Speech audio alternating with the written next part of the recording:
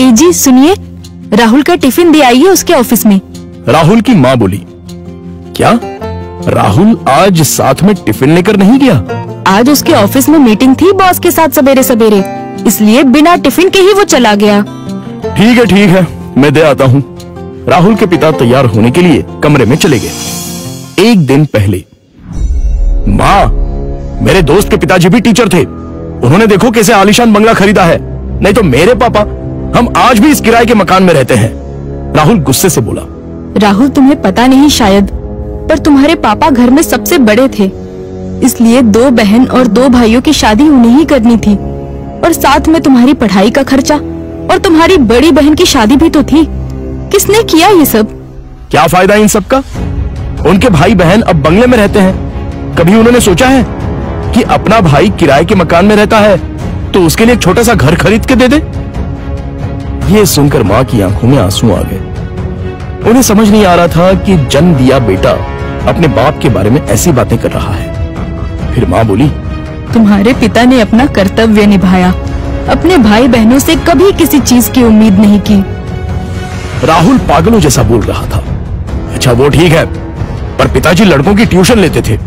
उनसे अगर फीस लेते तो आज पिताजी पैसों की गद्दी पर सोते। आजकल के क्लास वाले देखो कैसे इंपोर्टेड गाड़ियों में घूमते हैं। लेकिन तुम्हारे पिता के कुछ उसूल थे, ज्ञान बांटने के, पैसे नहीं लेने के, इसलिए तो उन्हें ढेर सारे पुरस्कार भी मिले। पता भी है तुम्हें? ये सुनते ही राहुल जोर से चिल्लाया, क्या फायदा इन पुरस्कारों का? क्या उनसे हमारा मकान बनेगा? पड़े हैं धूल खाते उस कबाड़ खाने में, कोई नहीं पूछता है उनको। तभी दरवाजे की बेल बजती है। पिताजी ने अपनी बातें तो सुन नहीं ली ना। इस डर से राहुल का चेहरा उतर गया, लेकिन पिताजी किसी से बात किए बिना ही अपने कमरे में चले गए। ये था कल का झगड़ा। और आज मोहनलाल ने साइकिल को टिफिन लगाया और कड़ी धूप में राहुल के ऑफिस पहुंच गए। कड़ी धूप होने के कारण वो थक गए थे। ऑफिस पहुंचने पर उनको सिक्योरिटी गार्ड ने रोका। राहुल सर को टिफिन देना था, क्या मैं अंदर जा सकता हूं? मोहनलाल ने पूछा। अभी नहीं दे सकते, वो बॉस के साथ मीटिंग में है। जब मीटिंग खत्म होगी तब दे देना। चलो यहां से हटो, बॉस तुम्हें देखना नहीं चाहिए। अगर बॉस को दिख गए तो मेरी हालत खराब हो जाएगी। चलो जाओ उधर, गार्ड बोला। मोहनलाल कुछ ही दूरी पर धूप में खड़े रहे। मीटिंग 1 घंटे से ऊपर तक चली।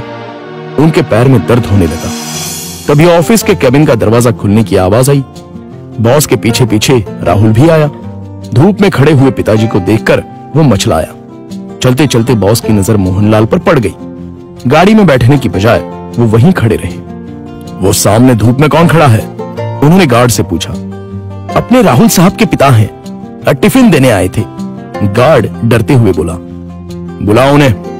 राहुल घबरा गया, उसके पसीने छूट गए। उसे अपने पिता पर बहुत गुस्सा आया।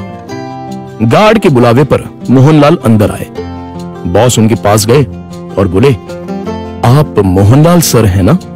सरकारी स्कूल में आप ही टीचर थे ना? हाँ, पर आप कैसे पहचानते हैं मुझे? कुछ समझने से पहले ही बॉस ने मोहनलाल के पैर छुए। राहुल और सब लोग ये देखकर हक्का बक्का रह गए। सर, मैं विजय, आपका स्टूडेंट था। आप मुझे पढ़ाने के लिए घर आते थे। हाँ, याद आया। बाप रे, तुम तो बहुत ही बड़े हो गए हो। विजय मुस्कुराया और बोला, सर आप यहाँ धूप में क्या कर रहे हैं? चलिए अंदर बैठते हैं, बहुत सारी बातें करनी है आपसे। सिक्योरिटी, तुमने इन्हें अंदर क्यों नहीं बिठाया? सिक्योरिटी ने शर्म के मारे गर्दन नीचे कर दी और बोला, सॉरी सर, गलती हो गई। इस पर मोहनलाल बोले, इसमें इसकी कोई गलती नहीं है, आपको डिस्टर्ब ना हो इसलिए मैं ही बाहर खड़ा हुआ था। ओके। विजय ने मोहनलाल का हाथ थामा और उनको अपने केबिन ले गया। बैठिए सर, अपने कुर्सी की तरफ उंगली करते हुए विजय बोला। नहीं, ये कुर्सी तो तुम्हारी है। मोहनलाल हिचकिचाहट से बोले, सर आपकी वजह से ही तो ये कुर्सी मुझे मिली है, इसलिए इस पर सबसे पहले आपका हक बनता है।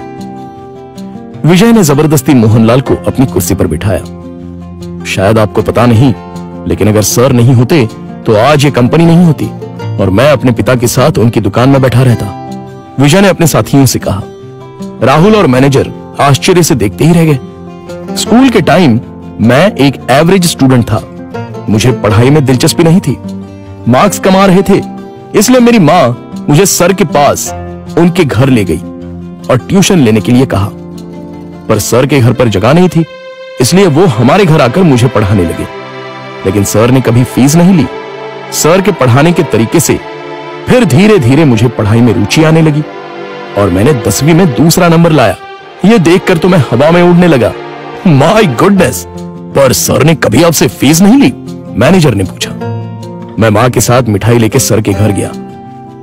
मां ने 50,000 का चेक सर को दिया, लेकिन उन्होंने वो नहीं लिया। तब सर ने एक बात कही थी जो आज भी मुझे याद है। सर ने कहा था, मैंने कुछ नहीं किया, आपका बेटा ही होशियार था। मैंने सिर्फ उसे रास्ता दिखाया है और मैं ज्ञान बेचता नहीं हूं, दान करता हूं। फिर मैंने 12th करने के बाद MS किया और अमेरिका जाकर पढ़ाई की और वापस आने के बाद ये कंपनी स्टार्ट की। एक पत्थर को सर ने हीरा बना दिया। सर, आपको सच में दिल से प्रणाम। मोहनलाल की आंखों में आंसू आ गए। यह सच में कमाल की बात है। बाहर दुनिया में पढ़ाई का बाजार चल रहा है और इन्होंने बिना फीस लिए पढ़ाया। मान गए सर आपको। ऐसे लोग उसूल के पक्के होते हैं। इन्हें पैसों की और पुरस्कार की भी चाह नहीं थी। इन्हें तो बस अपने स्टूडेंट का भला हो, यही दिन रात सोचते थे। सही कहा सर आपने। ऐसे लोग तो दुनिया में बहुत ही कम होते हैं। सर, क्या आज आप उसी किराए के मकान में रह रहे हो? मोहनलाल की जगह राहुल ने ही जवाब दिया। हाँ सर, उसी किराए के मकान में रहते हैं। आज मैं अपने सर को गुरु दक्षिणा दूंगा। इस शहर में मेरे कुछ फ्लैट्स हैं, उसमें से एक फ्लैट मैं आपके नाम कर रहा हूं। विजय ने कहा। क्या? मोहनलाल और राहुल एक ही साथ बोले। इतनी बड़ी गुरु दक्षिणा मुझे नहीं चाहिए।